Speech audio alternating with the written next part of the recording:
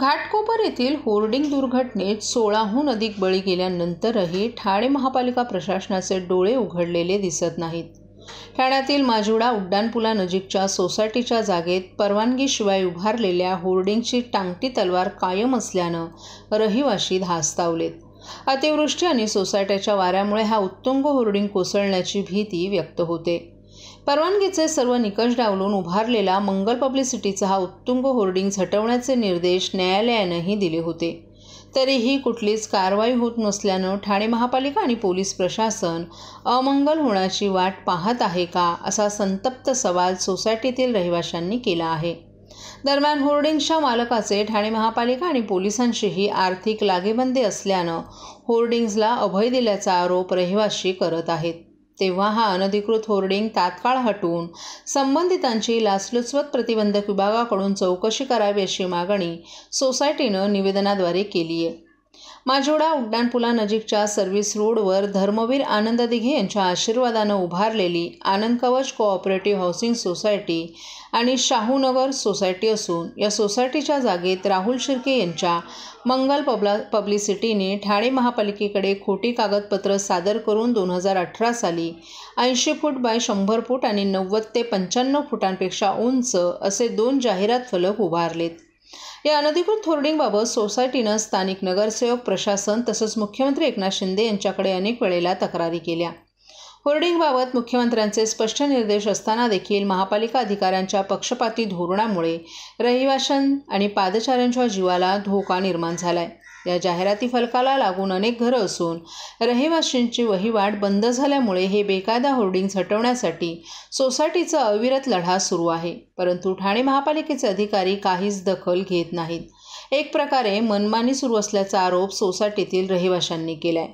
मध्यंतरी ठाणे महापालिकेकडे अर्ज केला म्हणून राहुल शिर्के यांनी सोसायटीच्या रहिवाशांना नाहक त्रास देण्याकरिता ठाणे न्यायालयात दावा दाखल केला। परंतु न्यायालयानेही शिर्के यांच्या विरोधात निर्णय देत होर्डिंग उभारण्याचा कसलाही अधिकार नसल्याचा निकाल 4 मार्च रोजी दिला होता। ही बाब महापालिका आणि स्थानिक राबोडी पोलीस ठाण्याच्या निदर्शनास आणून देखील अद्याप पावतो कुठलीही कारवाई केली नसल्यानं रहिवाशांमध्ये संताप निर्माण झालाय।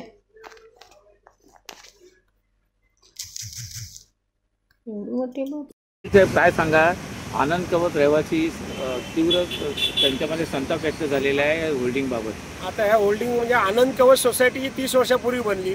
होल्डिंगचं परमिशन गेली 4-5 वर्षापूर्वी दिलं गेलेलं आहे। ते परमिशन देतेवेळी आनंद कवच सोसायटीची कुठलीही NOC न घेता आणि खाली पूर्ण झोपडीधारक लोक राहत आहेत त्यांची कुठली NOC न घेता विकासकाच्या एका NOC वरती किंवा सातबाऱ्यावरती त्यांना परमिशन दिली गेलेली आहे। हे कुठेतरी प्रशासन आणि जाहीरदाराचं संगनमताने काम झालेलं आहे आणि ह्या लोकांना वेटीस धरतायत।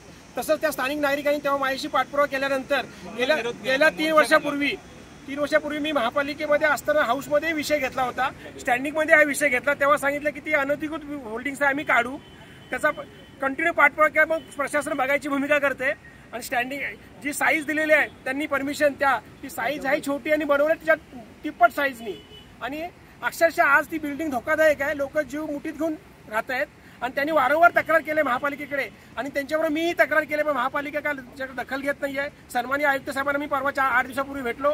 आयुक्त साहेब बोलले की मी बघतो आणि करतोय, कागदावरतीच आहे, प्रॅक्टिकल काही नाहीये। मला 4 ओळीचं एक लेटर पाठवलं, तुम्ही जे पत्रव्यवहार केला होता ते पुढील कारवाईसाठी पाठवत आहोत म्हणून स्टॅबिलिटी रिपोर्ट आम्ही तुम्हाला देतो। ते पण काय पत्र दिलेलं आहे, फक्त त्या पत्रामध्ये लिहिलेलं स्टॅबिलिटी पत्र देतो।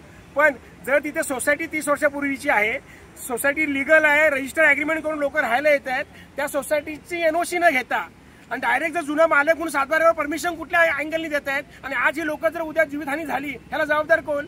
ह्यासाठी मी त्यांच्याशी सक्रिय पाठपुरावा करतोय। कमीत कमी 8 ते 10 वेळा मी पत्रव्यवहार केला त्या 2-3 वर्षामध्ये, पण पूर्ण जाणून बुजून हे फक्त त्या जाहिरातदाराला हाताशी घालणं किंवा यांचा अंडरस्टँडिंग असेल हे सरळ उघड दिसते। आपली मागणी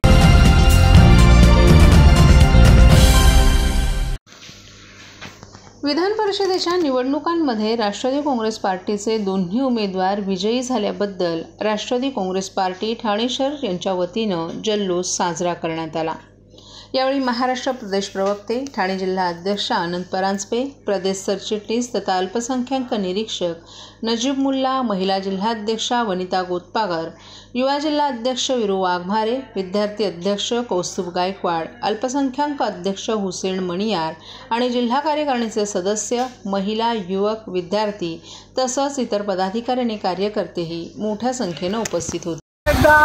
महाराष्ट्रातील मागील कित्येक वर्षांपासून संपूर्ण महाराष्ट्राला ज्या पद्धतीने त्यांनी अजितदादांनी सेवा केली, प्रत्येक आमदार हे स्वतःच्या पक्षातले असो का विरोधी पक्षातले असो, त्यांनी महाराष्ट्राच्या विकासासाठी भरघोस मदत, आर्थिक मदत त्यांना दिली, आर्थिक निधी दिला आणि सर्व आमदार हे दादांच्या त्यांच्या वागण्याला कृतज्ञ असलेले त्यांनी आज दादांच्या दोन्ही उमेदवाराला मतदान करून आपला विश्वास आज सदैव अजितदादांवर राहील आणि आहे आणि अशाच पद्धतीने अजितदादांसोबत राहू असा एक संदेश महाराष्ट्राला दिला आहे.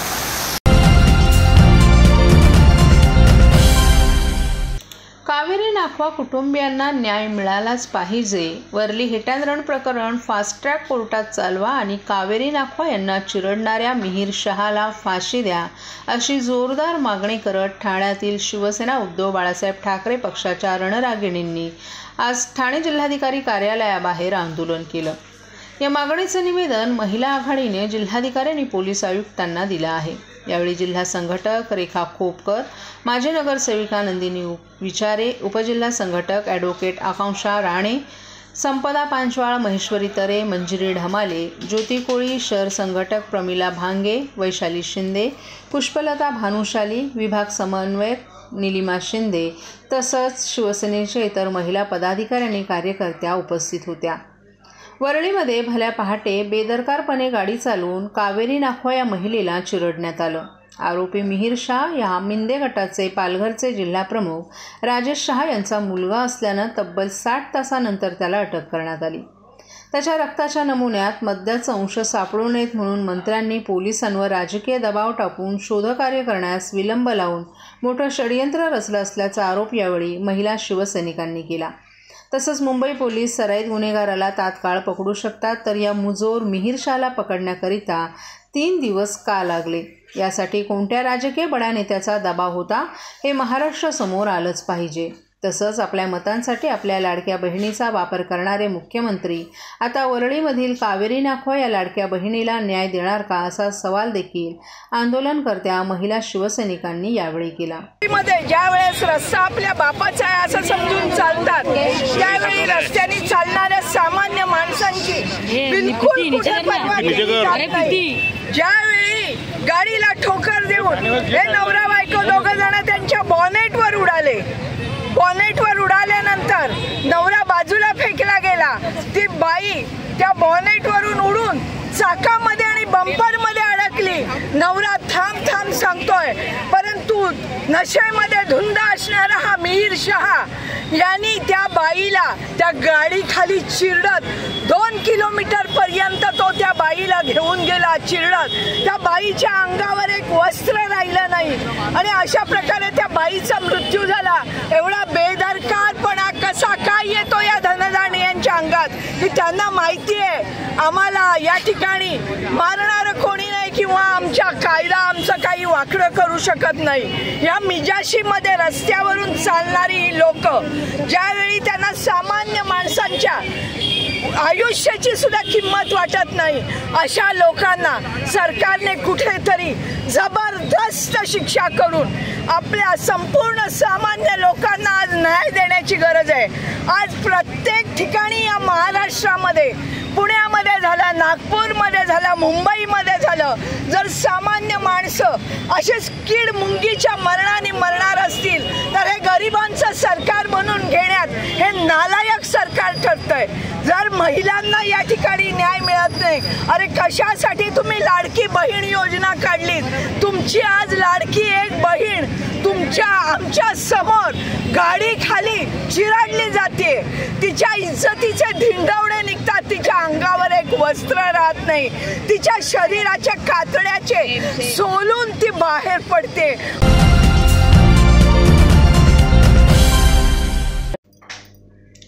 एकीकडे राज्यात ड्रग्ज व्यवसायाच्या मुसक्या वळण्यात पोलीस खात्याला यश येत असतानाच ठाण्यातील कोठारी कंपाऊंडमधील अनधिकृत बार, हुक्का पार्लर आदी अवैध व्यवसायांवर कारवाई केली जात नाही. त्यामुळे येथील स्थानिक पोलीस ठाण्यातील वरिष्ठ अधिकाऱ्यांवर कारवाई करण्याची मागणी आमदार संजय केळकर यांनी केली आहे.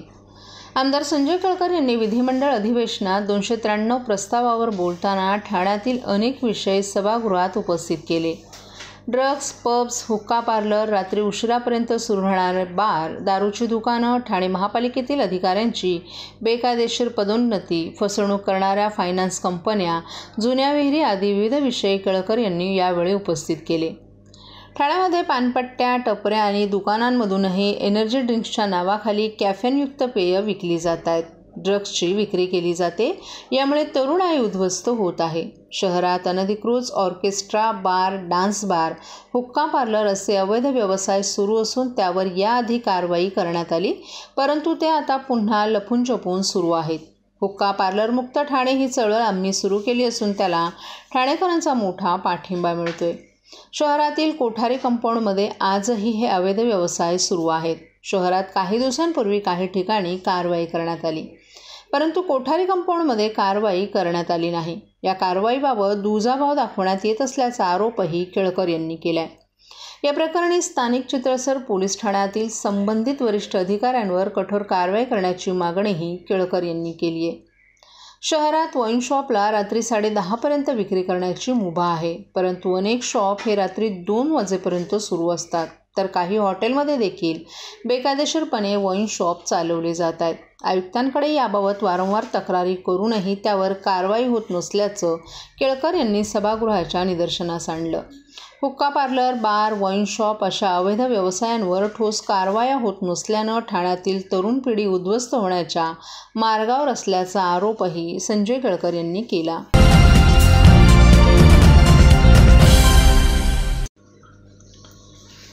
सततच्या पावसामुळे देशभरात सुरू असलेल्या मॉब लिंचिंगच्या विरोधात आज सोशल डेमोक्रॅटिक पार्टी ऑफ इंडियाच्या वतीनं ठाणे परिसरातील, मुंब्रा परिसरातील स्मशानभूमीजवळ आंदोलन करण्यात आलं. या आंदोलनात सोशल डेमोक्रॅटिक पार्टी ऑफ इंडियाच्या महिला कार्यकर्त्यांनी देशात ज्या प्रकारे मॉब लिंचिंगच्या घटना वाढत आहेत त्यावर सरकारनं कुठेतरी नियंत्रण आणलं पाहिजे आणि केवळ विशिष्ट समाजाला टार्गेट करणं चुकीचं असल्याचं सांगितलं. सरकारनं अल्पसंख्याकांसाठी विशेष कायदा बनवावा, जेणेकरून कुठेही मॉब लिंचिंगची घटना घडली तर त्यावर कडक कायदेशीर कारवाई केली जावी.